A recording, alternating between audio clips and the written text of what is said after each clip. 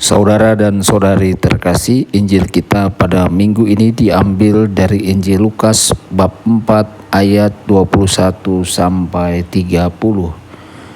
Sekali peristiwa Yesus mengajar orang banyak di rumah ibadat di kota asalnya. Katanya, "Pada hari ini genaplah nas ini sewaktu kamu mendengarnya." Dan semua orang itu membenarkan dia dan mereka heran akan kata-kata yang indah yang diucapkannya. Lalu kata mereka, "Bukankah ia ini anak Yusuf?" Maka berkatalah ia kepada mereka, "Tentu kamu akan mengatakan pepatah ini kepadaku, 'Hai tabib, sembuhkanlah dirimu sendiri. Perbuatlah di sini juga di tempat asalmu ini segala yang kami dengar yang telah terjadi di Kapernaum.' Dan katanya lagi, 'Aku berkata kepadamu, sesungguhnya tidak ada nabi yang dihargai di tempat asalnya. Dan aku berkata kepadamu dan kataku ini benar. Pada zaman Elia terdapat banyak perempuan janda di Israel ketika langit tertutup selama 3 tahun dan 6 bulan dan ketika bahaya kelaparan yang hebat menimpa seluruh negeri. Tetapi Elia diutus bukan kepada salah seorang dari mereka, melainkan kepada seorang perempuan janda di Sarfat di tanah Sidon. Dan pada zaman Nabi Elisa banyak orang kusta di Israel dan tidak ada seorang pun dari mereka yang ditahirkan selain daripada Naaman orang Syria itu." Mendengar itu sangat marahlah semua orang yang di rumah ibadat itu. Mereka bangun lalu menghalau Yesus keluar kota dan membawa dia ke tebing gunung, tempat kota itu terletak, untuk melemparkan dia dari tebing itu. Tetapi ia berjalan lewat dari tengah-tengah mereka lalu pergi. Demikianlah sabda Tuhan. Terpujilah Kristus.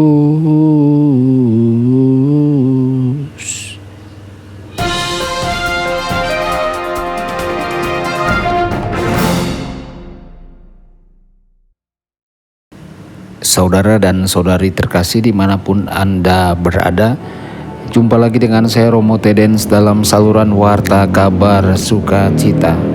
Semoga Anda semua dimanapun berada senantiasa dalam keadaan sehat dan bahagia. Ada kontras yang mencolok antara pertanyaan, "Bukankah Yesus ini anak Yusuf?" dan kalimat sebelumnya, "Semua orang memuji dia dan takjub akan kata-kata yang keluar dari mulutnya." Saudara-saudari, tampaknya kontradiktif bahwa pada saat yang sama mereka memujinya dan juga mereka meragukannya. Tetapi para rasul juga mengalami perasaan campur aduk, bahkan selama pertemuan terakhir mereka dengan Yesus sebelum Yesus naik ke surga. Ketika mereka melihat dia, mereka menyembah dia, tetapi ada yang bimbang. Saudara-saudari, tidakkah kita juga terkadang menemukan kegoyahan batin yang sama akan iman kita di dalam Yesus, bahkan ketika kita mungkin mengakuinya dengan bibir kita? Yesus mengetahui kelemahan hati manusia, tetapi Yesus tidak akan memaksakan dirinya kepada kita atau melakukan mujizat tanpa pengakuan iman kita yang tulus kepadanya. Namun demikian, Yesus bersedia membantu kita jika kita dengan rendah hati mengakui kelemahan kita dan memohon bantuannya. Kita memiliki bukti dari Injil bahwa Yesus tidak akan menolak doa kita. Saudara-saudari, ketika kita melihat panorama yang ditawarkan Yesus kepada kita dari sejarah Israel, dia menggambarkan motif Allah yang sebenarnya untuk bertemu dengan manusia. Tuhan adalah penyembuh dan tidak memiliki tujuan lain selain membuat jiwa-jiwa manusia bahagia. Tuhan rindu untuk mengangkat beban dari jiwa manusia. Tuhan ada di sana untuk menyembuhkan. Pada akhirnya semua yang Tuhan butuhkan untuk membuat mereka bahagia adalah agar mereka memiliki iman. Saudara-saudari, iman bukan hanya untuk masa depan, bukan hanya untuk mengakui Yesus sebagai omega, titik akhir perjalanan kita, di mana kita menemukan penjelasan tentang kematian. Iman juga tidak hanya ketika rencana kita menjadi kacau dan kita membutuhkan penjelasan atas kegagalan moral dan spiritual kita. Yesus bukan membuntuti hidup kita untuk membersihkan gangguan yang menarik kereta kita keluar dari jalur. Tuhan kita juga adalah Alfa, titik awal. Dia adalah mesin yang menggerakkan seluruh proses dan tempat dari mana setiap inisiatif baru untuk kemajuan harus dimulai. Kita harus mengakui bahwa Tuhan bukan hanya salah satu sarana di antara yang lain untuk menjalani kehidupan yang baik.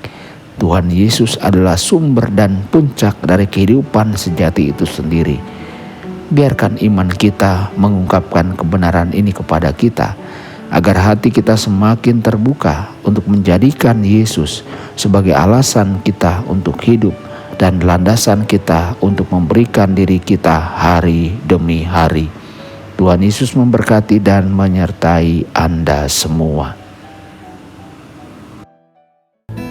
Sabda Allah adalah kebenaran.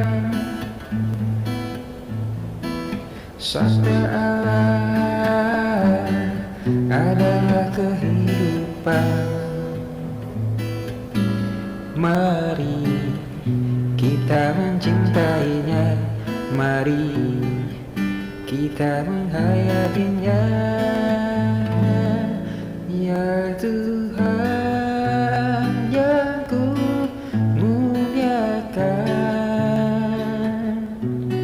sabdamu angkat resahku.